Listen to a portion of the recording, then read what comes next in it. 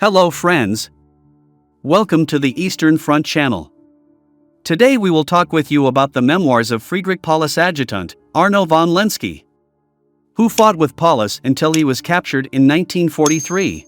For the third time in 5 weeks I flew on a courier aircraft via Charkov to Veneza. But this time it was not to discuss reinforcements, but for my return to Germany. I sighed with relief as I took my seat in the train to Berlin and Veneza in accordance with my travel plan. Leaning right back in the comfortable cushions of the first-class carriage, I let the colorful autumnal landscape go past my eyes. Not once did the thought of partisans arise. I was looking ahead to the pleasure of seeing my wife and daughter again for 4 carefree weeks in my own homeland. In Berlin I had an immediate connection to Frankfurt am Main. In the carriage 4 young officers on leave had already taken seats, returning via Frankfurt to Paris. They were Berliners, cheerful lads, talking about theaters and cinemas, about girlfriends and friends, excursions and festivals. But nothing about the war. Opposite me sat an older officer, a lieutenant colonel. Like me, he smiled when one of the second lieutenants told an especially good story, and our eyes met several times. Then he spoke to me. "Have you come from the east, Colonel?" "Yes, from Stalingrad," I replied gently, not to disturb the pleasure of the young people. But apparently not gently enough, for the talking among the young officers suddenly stopped. All sat up and looked at me expectantly. Even back home Stalingrad had become a talking point. A blonde infantry second lieutenant said, "Paulus is certainly an outstanding army commander. He has already given the Russians a beating. Soon he will be chasing the last of them into the Volga." "Were you ever on the Eastern Front?" I asked him pointedly. "No, Colonel, my unit is in France," came the somewhat quieter reply. With a few sentences I described to them the bloody fighting in the city on the Volga. The orderly atmosphere changed. I had really believed that the Russians were finished. That is what it says in every newspaper, as does every weekly cinema news bulletin and every radio report, apologized the second lieutenant. One of the others said, "Apparently we are getting a quite false representation of the fighting in the East." In Berlin I spoke with an acquaintance who told me about our advance into the Caucasus just like you, Colonel, told us about Stalingrad. I thought that he was way out and did not take his description seriously until now. Now I can see that he was not exaggerating. Quite contrary to my wishes, the war had extinguished the happy atmosphere. The talking now switched to remembrance of heavy fighting, fallen comrades, friends, and relations. I was irritated with myself for I had not wanted this. Therefore I said, "But that is enough, comrades, let us return to more pleasant things. At last I am now going on 4 weeks' leave, if that isn't grounds for happiness." Everyone tried to chase away their strained thoughts, but the unhappiness remained in our minds. With strong handshakes we said goodbye to each other at the main railway station at Frankfurt am Main. From there I had to travel on a secondary line to Kronberg in the Taurus Mountains. I still had over 2 hours to wait. During this time I went to the railway station post office to telephone the officers' rest home at Falkenstein. A friendly voice told me that I would be met by a vehicle in Kronberg. After this telephone call, I strolled to the railway station exit. I knew Frankfurt very well from before, the beautiful old city with the Roman remains, Goethe's birthplace, the Paulskirche, the main business street and the university. Pulsating life then filled the trading metropolis. The people surged and pressed late into the night on the brightly lit Kaiserstrasse and the Ziel with their shops, hotels, restaurants, cafes and pleasure places. This familiar picture had changed in all sorts of ways. The colorful streams of humanity had changed to field gray uniforms. Especially conspicuous were the many amputees. I looked straight into a show window when a young second lieutenant hobbled past on 2 crutches. One could see that his movements were difficult. To my question he told me that he had only received his artificial limb that day. Frankfurt had become a center for the fitting of such equipment. That is why one met so many war wounded here. Goethe University said a white enamel sign, "A University Institute," was accommodated in the building. I recalled my own time as a student. Were the professors still alive and working who had heard my readings on mathematics in the 1920s? Schonflies was the rector then, and Epstein, 20 years had passed. I knew nothing about Stalingrad then. It was time to return to the railway station. The train was already there, under steam, ready to leave. I went through some of the carriages until I found an almost empty second-class one. Only one young officer sat by the window. To my surprise, I knew him. He was the very same second lieutenant that I had spoken to on the Kaiserstrasse. I soon discovered that he belonged to Infantry Regiment 39 in Dusseldorf. We had even had a mutual friend in the regiment, Second Lieutenant Vols, who had fallen in the Western Campaign. I asked him where he was traveling to. Falkenstein, he replied. I am on a cure there. May I assume, Colonel, that is where you are going to? Correctly guessed, young friend. The second lieutenant pulled himself up and gave his name, and I too presented myself. Now I know who you are, too, Colonel. You were a tactics teacher to Second Lieutenant Vols, who often spoke about you. Hopefully not badly. Absolutely not. He also talked about your son Heinz, who unfortunately also fell in France. I shared the same year of birth. I looked at him silently. He noticed that he had touched a sensitive spot and went straight on. The next station is Kronberg, Colonel, which is where we have to get off. From the station it takes another hour to Falkenstein.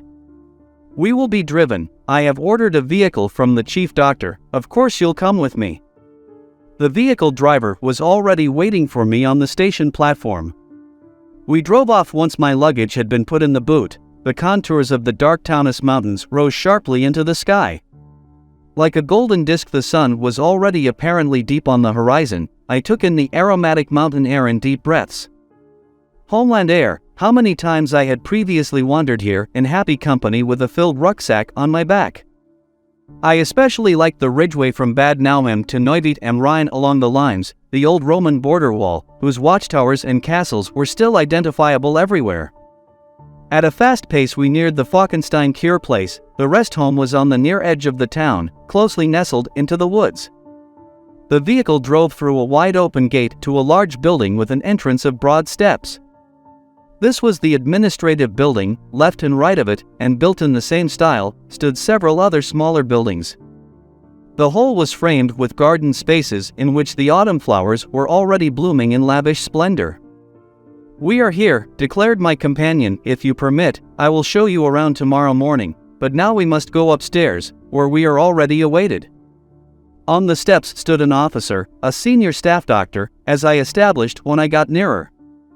He was the official chief doctor. He came towards me and greeted me warmly. Then we entered the building together. In the comfortably furnished vestibule a graceful sister took over. The doctor excused himself. Go to your room now, Colonel. Once you have freshened yourself up, the sister will take you to reception. Finally we shall meet up for supper in the dining room. I will use the opportunity to introduce you to our other guests. The sister asked me to follow her. We went down into the cellar. Before us lay a long illuminated corridor. What is this? I asked. The pretty girl looked at me with a smile. All our guest houses, perhaps you noticed outside, that there are 3 on either side, are connected to the main building by this tunnel. There are various bathrooms and treatment rooms here. You can come here to the bathrooms in the morning in your pajamas and dressing gown. It really could not be more convenient. A few more steps up and we will be there, said the sister. Immediately afterwards I was standing in a large, bright room, well and tastefully set out. My luggage was already there. I stepped out onto the balcony through a half-open door. Dusk had arrived. A light haze had sunk down over the wood. A heavenly peace reigned. I could hardly grasp that there could be so much beauty when 2,500 kilometers to the east of here hundreds of men were being torn and mutilated every second. Where the groans of the wounded and the gasping of the dying were masked by the thunder of the guns and exploding bombs. I gently closed the door and went back into my room. The sister had left silently. The next half hour sufficed for me to remove the dust of the journey and to complete the formalities of registering. The gong was already sounding for supper. All the guests had already assembled in the dining room when I entered with the doctor. At my request I was able to sit with the second lieutenant from Dusseldorf. Another table guest was Lieutenant Jacobi, a young Berliner. He too had lost a leg, but not his good humor.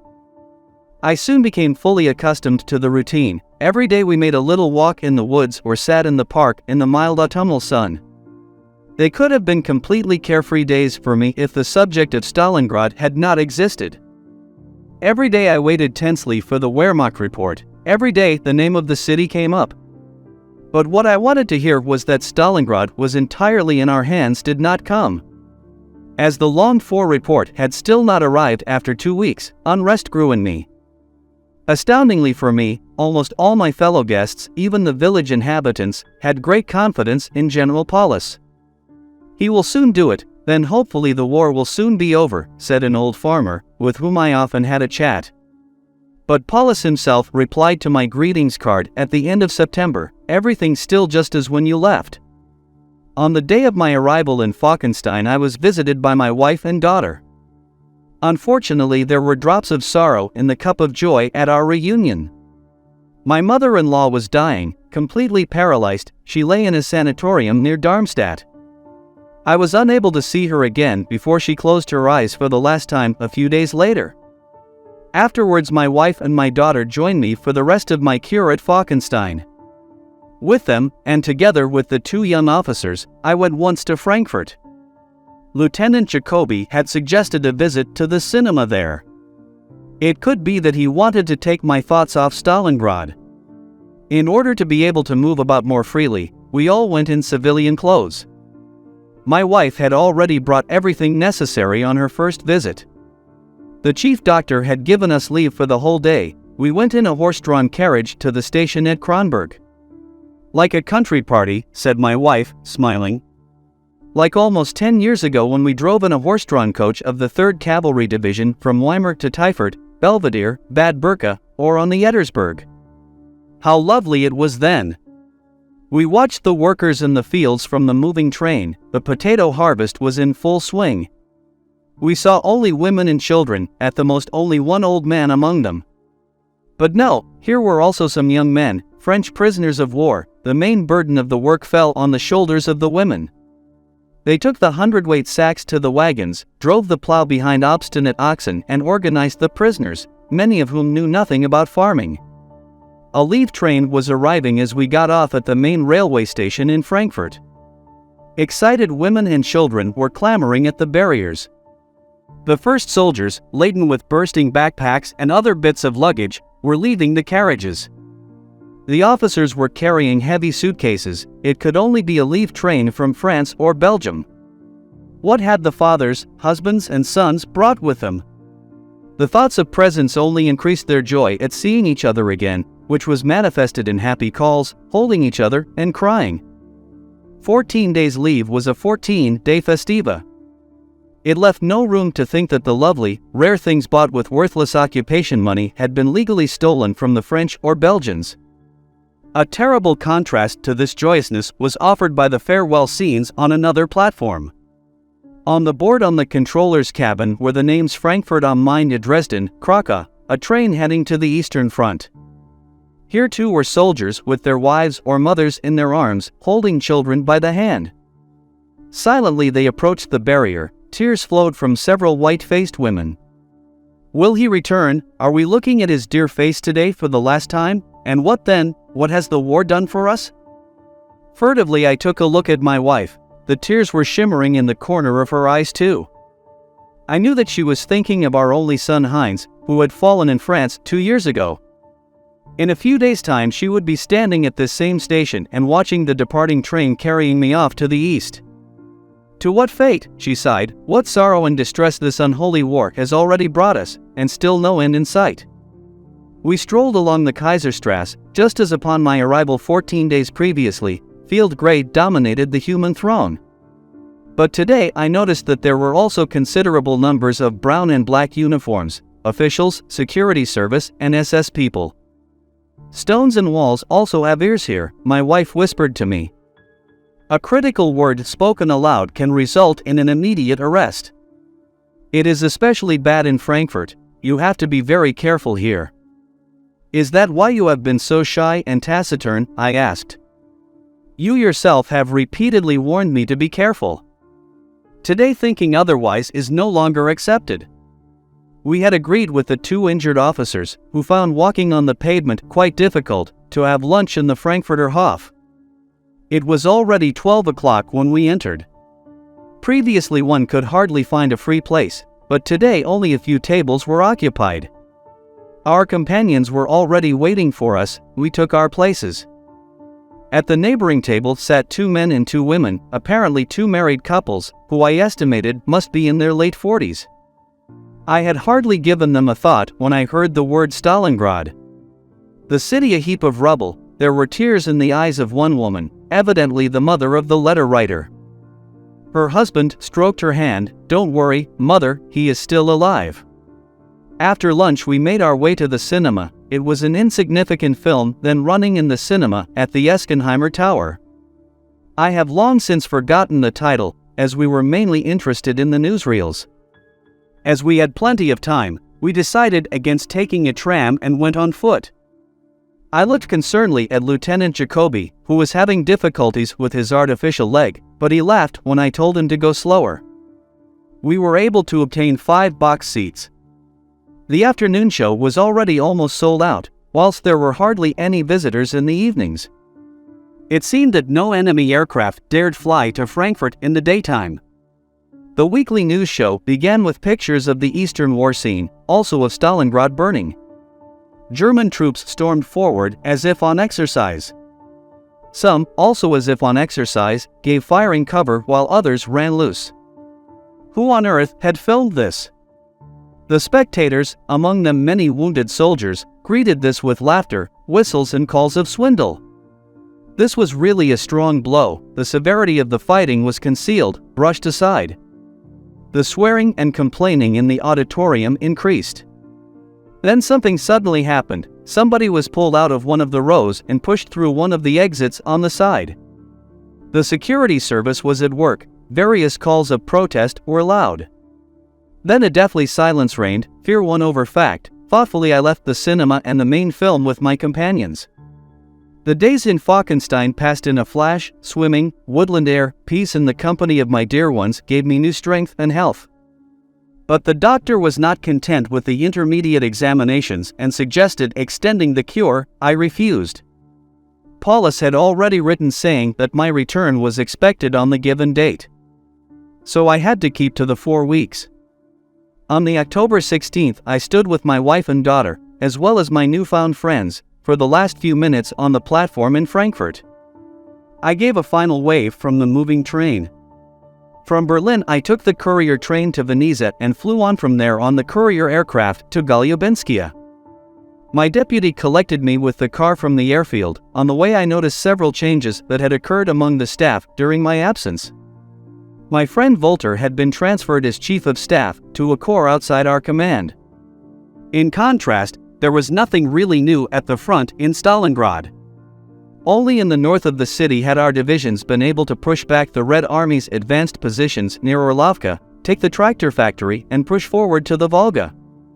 There had been some hard fighting around the barricade and the Red October factories. Our losses had mounted even further and could not nearly be made up by the few March battalions. I reported back from my cure first to Major General Schmidt. He gave an outward show of confidence. But when he showed me the run of the positions on the situation map, a certain disappointment came through from what he said. We had hardly moved forward in the city, and there was no end to the punishing fighting in sight. The enemy was attacking our divisions almost ceaselessly between the Don and the Volga. Next I went to see Paulus. My arrival was already known to him.